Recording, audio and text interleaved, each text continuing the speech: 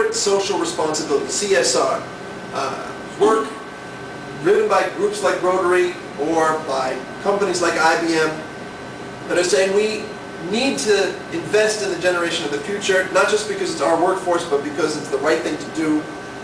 And Easy Vidya is leading the charge as one of the premier implementation partners, conceptualizing and moving these projects out into the field. So I hope that I'm giving you some glimmers of optimism. There's tremendous change afoot in Indian education. There's tremendous change afoot in US education. There's broad consensus that our system of teaching, where a teacher stands in the front and gives a lecture, will not reach every child, that we need to become more individual in the way that we allow children to problem solve, that having tests of content knowledge does not give me a full picture of all of the abilities of a child. That's well understood. We're making big investments, not just in technology, but in infrastructure and also in teacher training. And the raw material, the average child, is remarkably similar from the US to New Zealand to India. I have yet to come across a kid who is not oozing potential, who is not capable of being interested in learning. So I'll leave you with this thought. It is not the money. The money is there, and it is not the kids.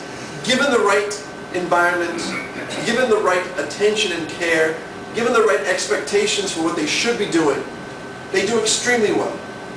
So the challenge for us is changing the way that we're deploying these resources. Let us not be spending crores on computer labs and giving them to teachers who do not know how to use computers. Let us instead have that investment into technology and divert it into training those teachers so that the resources we give them are most effective.